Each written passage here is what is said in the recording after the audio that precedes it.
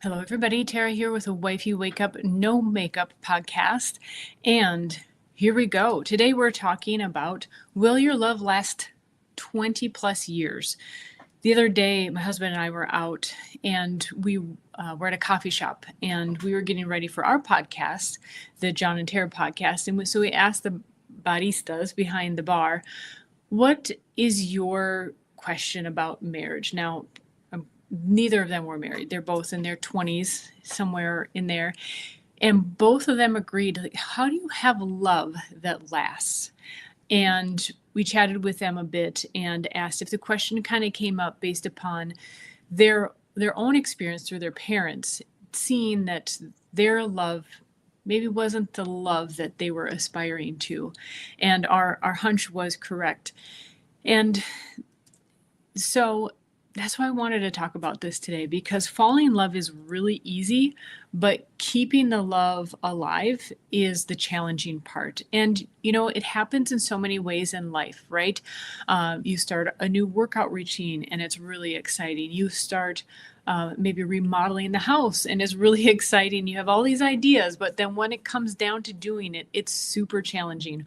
Or you meet that challenge, right? There's an issue in the bathroom, right? Something I remember remodeling shows, and this old house was always a fun one, and beautiful old homes, right? And so they'd have all these amazing plans and visions and wanted to, of course, keep and restore the beautiful architecture, but they would always come up to a problem, right? Some wall was rotting, usually a plumbing issue, right? And so how does that relate to relationships? Well, it's like anything that you start off with gusto and excitement in life, is how do you keep going? How do you keep that going once you encounter those challenges? And marriage is kind of the epitome of that, I believe, because it's not only you, but it's the other person you're going through it together, and you have to work through it together. So falling in love is easy, right? It basically happens to you, and it's so much fun. And even the first couple of years of marriage is a lot of fun. You're starting things fresh, and you're seeing your visions come to fruition. And then it's, a few years into the marriage, depending also on with how much gusto you start, right? How many things are you working on? How many projects are you tackling? If we want to go back to like the remodeling analogy, the more you have going on, the more likely you are to encounter some issues. And it's how you get through those first issues and continuing issues that really sets the tone of how your love is going to last. So my husband and I have been married almost 25 years, so we definitely have gone through this. And I can honestly say I truly and genuinely still love him. Our love has definitely not faded. It has gone into having new levels, reaching new levels, and his love for me has taught me so much. And I'm going to try to keep it to the point here. I could go off on another tangent there. So my goal is to help share one secret that's no longer a secret, will no longer be a secret, of how you can make that love last as well. No matter where you're at in the relationship, it can also help you to recover that love as well. And I'm talking about, it might not necessarily be that giddy love that's in the beginning, but it's a true, fun, excited for life kind of love, rather than going through the motions. So there's a definition of love that I think is very practical. It can seem kind of boring, but I think it's the practical things that really get us through life. And so I'm going to credit this to, I heard it by Bishop Barron, and his definition of love is wishing good for the other person. And again, nothing like sparkly, spectacular about that, but it's so practical and it makes so much sense. And what I want to point out in that definition is that there's no word you. It's all about the other person.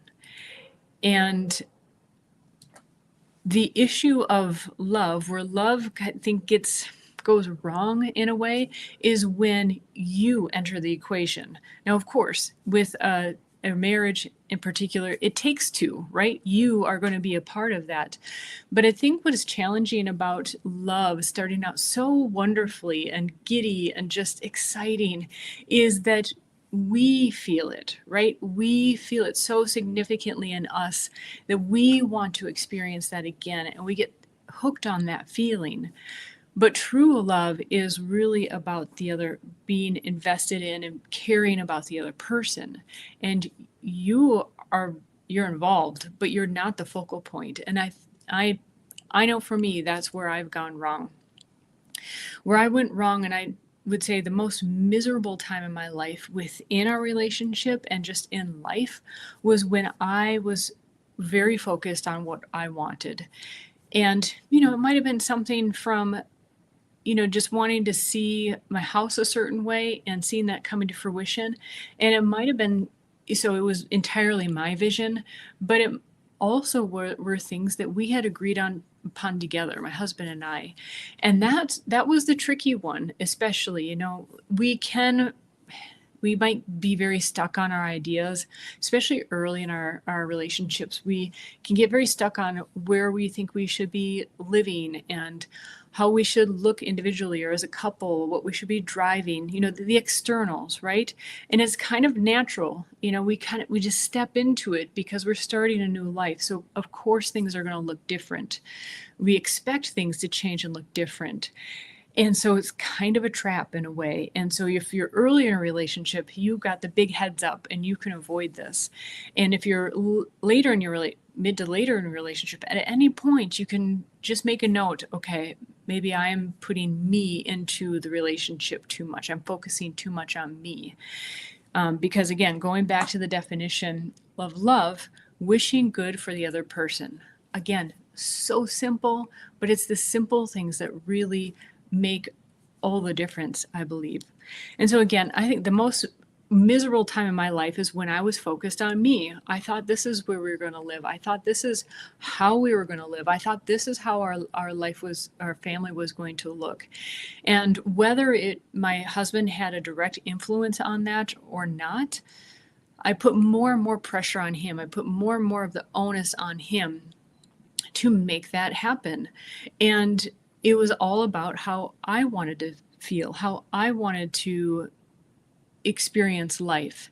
And so the love went from, oh my gosh, isn't this amazing? And we get to start life together. We get to live life together, which, spoiler alert, but that kind of is, there's a lot of focus on you built into that. You're just in that height together, right? You're in that dream building phase. And then you get into life and it quickly dissipates, and then you're dealing with all the stuff in life. So what I want to emphasize is bringing it back to the other person. The problem happens when you enter into the equation, when you put yourself in the middle of everything and make yourself the focus, and to keep an awareness on the other person, the well-being for the other person. Now, it happens in life, for example, when you have little kids especially, and the focus naturally needs to be on them. However, it's very important to not lose focus on how is your spouse doing as well? How is your husband doing as well?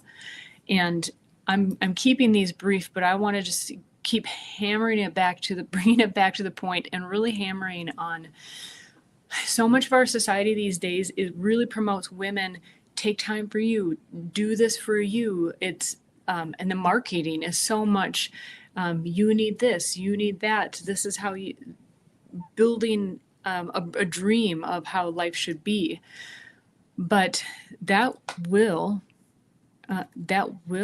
affect your relationship, your love life, when you put the focus on something else rather than your relationship and your loved one. So what I really want to make clear is that the wrong way of being in love is to focus on getting. Even if you could very easily justify that Well, it's not focused on me because we need this for our children. We need this for our future. And that's kind of a trap also, is you have to bring back your focus onto your relationship and onto your spouse. It's extremely important, and it's it almost seems counterintuitive the way that things are promoted in society these days.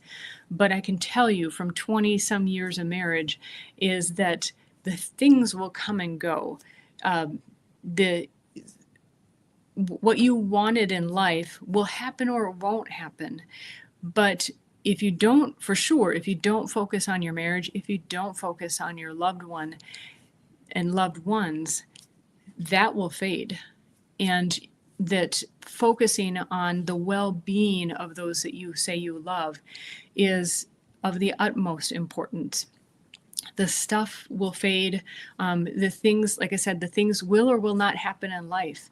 And it's how you get through those tough things in life that really matters.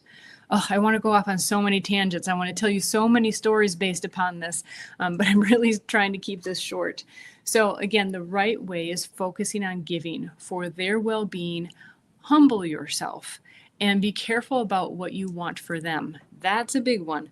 Have you ever had in life someone say, "But I love you, I'm doing this for you," but you're like, that doesn't feel like love.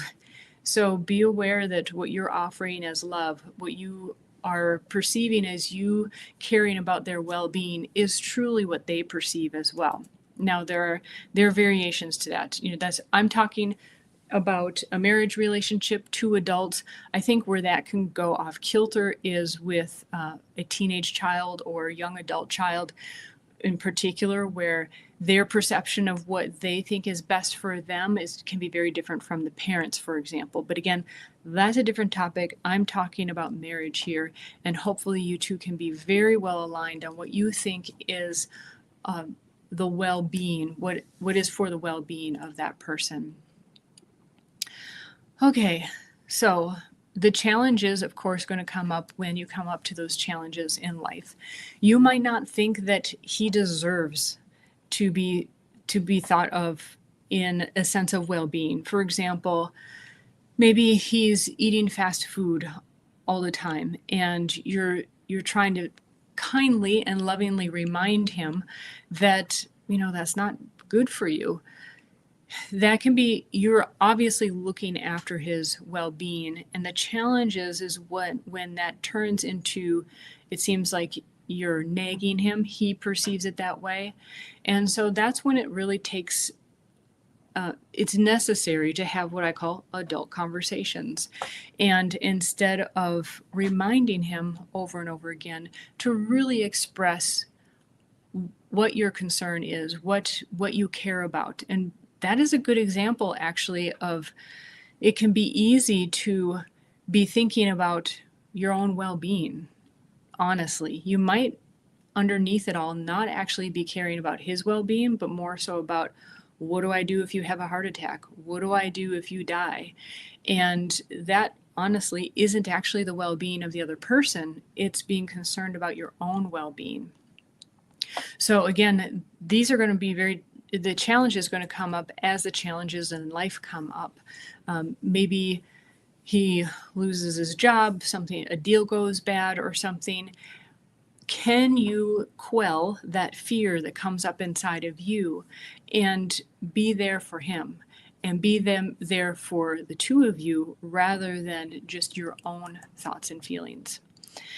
I really want to encourage you to address this before life presents a situation for you to confront this.